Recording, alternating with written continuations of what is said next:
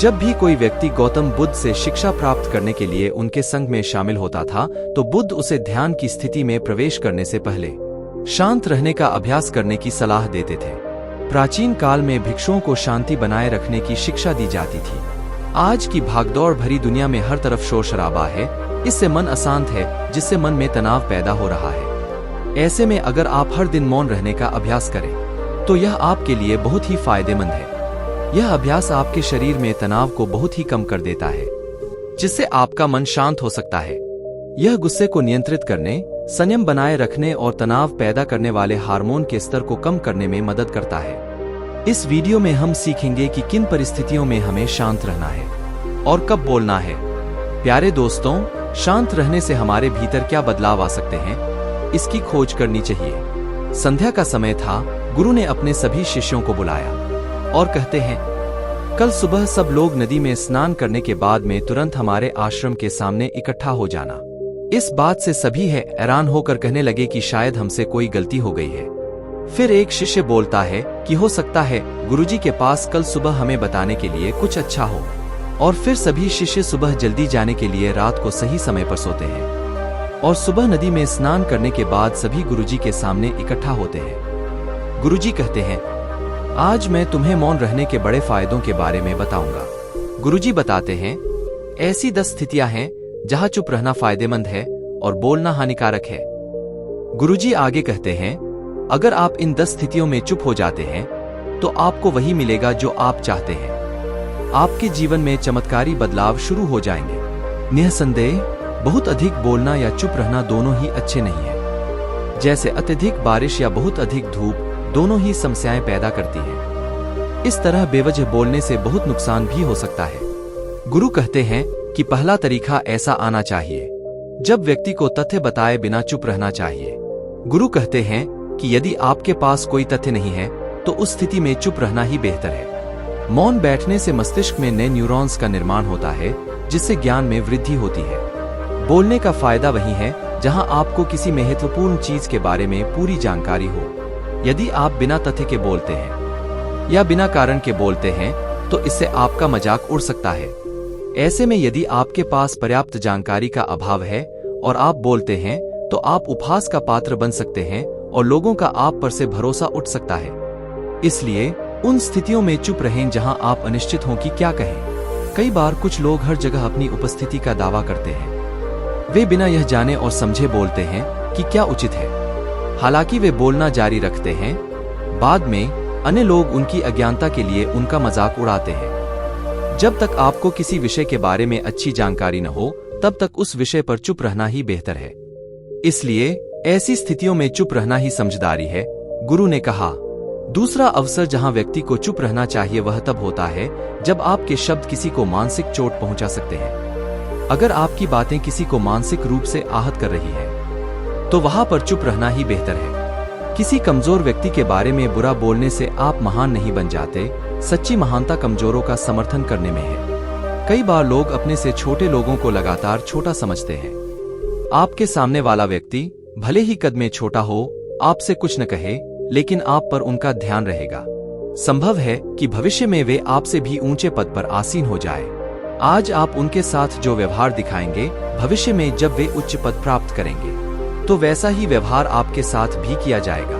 अहंकार दिखाकर आप महान नहीं बन सकते। सच्ची महानता छोटे और बड़े दोनों का सम्मान करने से प्राप्त होती है। अगर आप महान बनना चाहते हैं तो अपने से छोटे लोगों का सम्मान करना सीखें और साथ ही अपने से बड़ों का भी सम्मान करें। लोग सोचते हैं कि अगर वे जबरदस्ती बोलेंगे और दूसरों को नीचा दिखाने की कोशिश करेंगे तो वे सफल हो जाएंगे। यह एक गलत धारणा है। आपको बड़ा बनने पर ध्यान केंद्रित करने के बजाय दूसरों की नजरों में सम्मान अर्जित करने का प्रयास करना चाहिए। गुरु ने आगे कहा, इसलिए मेरे शिष्यों, जब भी आप बोलें तो आदर भाव से बोलें ताकि आपके शब्द दूसरों को अच्छे लगें। भाई, बहन, माता, पिता, मित्र आदि संबोधन वाले शब्दों का प्रयोग करें। इससे न केवल आपकी प्रतिष्ठा बढ़ेगी बल्कि साथ ही आप दूसरों की नजरों में बुद्धिमान भी दिखेंगे। गुरु ने आगे कहा, तीसरी सीख वह है जहां चुप रहना फायदेमंद है। जब कोई, चाहे आपका रिश्तेदार हो या नहीं, आपसे नाराज हो और आपका अपमान कर रहा हो तो चुप रहना ही उचित है। इससे दूसरे व्यक्ति का गुस्सा पूरी तरह शांत हो जाएगा। यदि आप सही हैं तो उचित समय की प्रतीक्षा करें। अंततः व्यक्ति को अपनी गलती का एहसास होगा और अगर आप सही हैं तो वह आपसे माफी जरूर मांगेंगे। अगर कोई, यहाँ तक कि कोई करीबी रिश्तेदार भी आपसे नाराज है और आप शांति बनाए रखते हैं तो यह आदर्श सम्मान का संकेत है। इससे न तो आप छोटे बनते हैं और नहीं बड़े। यदि आप क्रोध को अपने ऊपर हावी होने देते हैं तो या तो बिना कोई हंगामा किए वहां से चले जाएं या चुप रहें। क्रोध व्यक्त करने से आपके रिश्ते खराब होंगे। जो हमेशा क्रोध व्यक्त करता है उसे कभी महान नहीं माना जाता, गुरु ने जोर दिया। गुरु ने इस बात को स्पष्ट करने के लिए एक कहानी साझा की। एक बार एक सांप जंगल से भागकर एक राजा के घर में घुस गया। जब लोगों ने उसे छेड़ा तो सांप क्रोधित हो गया और घर में पड़ी तलवार से लिपट गया और धीरे धीरे उसका पूरा शरीर कट गया। इस तरह हमारा क्रोध भी हमारे शरीर को तलवार की तरह काटता है। ध्यान से संभालने पर क्रोध नष्ट हो जाता है। यदि आप प्रतिदिन ध्यान मुद्रा में बैठकर ध्यान का अभ्यास करते हैं तो आपका क्रोध नियंत्रण में रहेगा। गुरु ने कहा, यह उचित है ध्यान के दैनिक अभ्यास को शामिल करें क्योंकि यह आपके शरीर में क्रोध के प्रभावों को नियंत्रित करने में मदद करता है, सब कुछ आपके नियंत्रण में रखता है। इस तरह आपके शरीर में क्रोध का प्रभाव कम होगा। चौथा अवसर वह है जहां व्यक्ति को बड़ी समझदारी से काम लेना चाहिए और चुप रहना चाहिए। यदि मामला आपसे संबंधित नहीं है तो चुप रहना ही बेहतर है। जब मामले में कोई व्यक्तिगत भागीदारी न हो तो चुप रहना समझदारी है। अगर आप किसी दूसरे के मुद्दे पर बेवजह बोलेंगे तो इससे आपको ही नुकसान होगा। दो लोगों के बीच किसी भी विवाद में पड़ने से तुरंत बचें। जब तक आपको सीधे तौर पर मामला सुलझाने के लिए न बुलाया जाए तब तक हस्तक्षेप न करें। कुछ लोग बेवजह दूसरों के झगड़ों में कूद पड़ते हैं जिससे मान सम्मान की हानि होती है। यह आवश्यक है कि किसी के निजी जीवन में तब तक हस्तक्षेप न किया जाए जब तक कि किसी विवाद को सुलझाने के लिए स्पष्ट रूप से आमंत्रित न किया गया हो। बिना पूछे दूसरों के झगड़ों में दखल देने की कोशिश करने का नतीजा यह होगा कि लोग आप पर ही उंगलियां उठाएंगे। गुरु कहते हैं कि पांचवी सीख वह होती है जब व्यक्ति को बड़ी समझदारी से चुप रहना चाहिए। आपकी बातों से किसी मित्र को ठेस नहीं पहुंचनी चाहिए। अगर आपकी बातों से किसी के परिवार या दोस्तों की प्रतिष्ठा पर बुरा प्रभाव पड़ रहा हो तो आपको चुप रहना चाहिए। किसी के परिवार या दोस्तों के बारे में बुरी बातें करने से आप केवल खराब दिखेंगे। अपने शब्दों से चीजों को बदतर बनाने से बचें। कभी कभी कुछ भी न कहना बेहतर होता है। यदि आप अपनी आवाज उठाए बिना कुछ नहीं बता सकते हैं, चुप रहना ही बेहतर है। ज्यादा बातें करने से हमेशा नकारात्मकता आती है। जल्दबाजी में बोलने से कई रिश्ते टूट जाते हैं। अपने लहजे में मिठास बनाए रखें। आपकी बातों से आपके दोस्तों को बुरा नहीं लगना चाहिए। कभी कभी जब हम दोस्तों के साथ मजाक कर रहे हैं, सुनिश्चित करें कि आपकी बातों से किसी को ठेस न पहुंचे। अपने मजाक को सम्मान की सीमा में रखें। ऐसी स्थिति में जहां कोई शब्दों से आहत होता है, चुप रहना ही सबसे अच्छा है। ज्यादा बोलने से हमेशा नुकसान ही होता है। अपनी बातों से किसी दूसरे की प्रतिष्ठा पर आंच न आने दें। अगर आपके शब्द किसी दूसरे की प्रतिष्ठा को नुकसान पहुंचा रहे हैं तो चुप रहना ही बेहतर है। जब कोई आपके सामने मौजूद न हो तो किसी तीसरे व्यक्ति के सामने उसके चरित्र के बारे में कठोर शब्दों का प्रयोग न करें। गुरु कहते हैं, छठा अवसर वह है जब व्यक्ति को तब चुप रहना चाहिए जब कोई गलत काम कर रहा हो। अगर कोई आपके सामने किसी तीसरे व्यक्ति के बारे में बुरा बोल रहा है तो आपको चुप रहना चाहिए और बस सुनना चाहिए। अपनी राय व्यक्त न करें क्योंकि जो आप आज किसी और के खिलाफ कहते हैं वह कल आपके पास वापस आ सकता है। गुरु कहते हैं कि कल को कोई और दूसरों के सामने आपकी आलोचना कर सकता है। यदि आपने अनावश्यक बोला है तो राजनीति शास्त्र के अनुसार बुद्धिमान व्यक्ति वह है जो अपना मुंह बंद रखता है और समझदारी से सोचता है।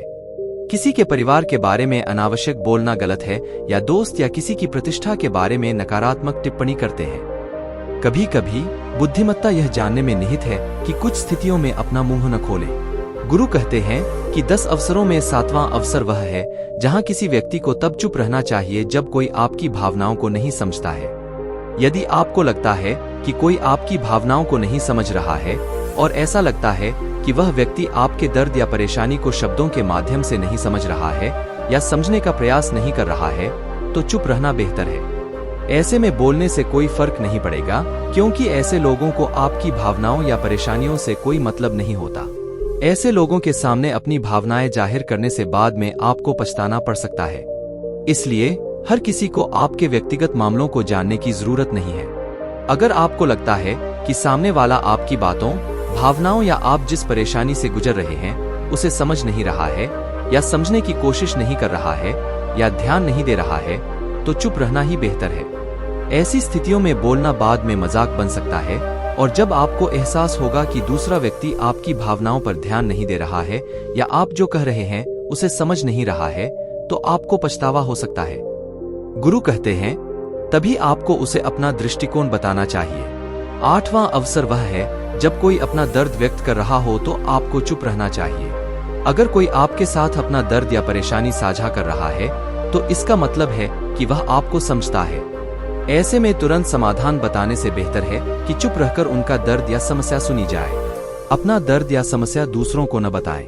वे आप पर भरोसा कर रहे हैं, इसका कारण केवल यह नहीं है कि उन्हें विश्वास है कि आप उनके मुद्दों का समाधान प्रदान करेंगे, बल्कि इसलिए भी क्योंकि उन्हें लगता है कि आप उन्हें समझते हैं। अक्सर अपनी परेशानियों को साझा करने से बोझ कम हो सकता है। जब कोई आपके साथ अपना दर्द साझा करता है तो ऐसा सिर्फ इसलिए नहीं होता है क्योंकि वे आपसे उनकी समस्याओं को हल करने की उम्मीद करते हैं, बल्कि इसलिए भी क्योंकि उन्हें विश्वास होता है कि आप उनकी स्थिति को समझते हैं। कई बार किसी का दुख बांटने से दर्द कम हो जाता है।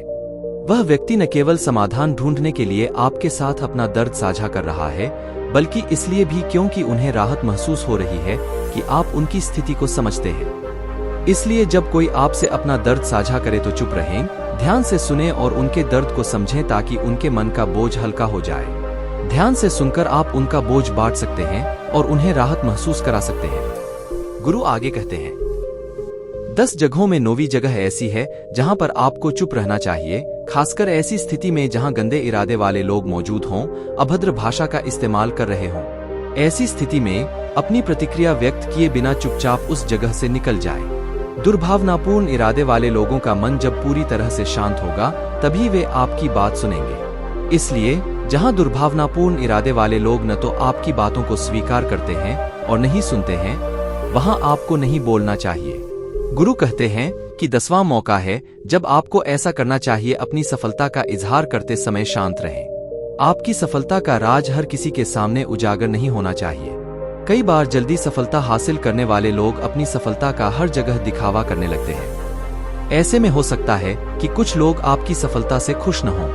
यदि आप अपनी सफलता का बखान करके लोगों पर थोपते हैं तो उनकी नकारात्मक ऊर्जा आप पर प्रभाव डाल सकती है। जब आप सफल हो जाएंगे तो सभी को पता चल जाएगा कि आप सफल हो गए हैं। लोगों पर सफलता थोपने से आपको ही नुकसान हो सकता है। गुरु ने अंत में कहा, छात्रों, आज के लिए बस इतना ही।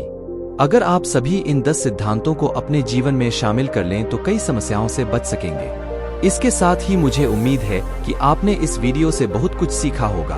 अगर आप नए हैं तो जुड़े रहने के लिए इस चैनल को सब्सक्राइब करना न भूलें। मिलते हैं अगले वीडियो में, तब तक आप अपना ख्याल रखें। धन्यवाद।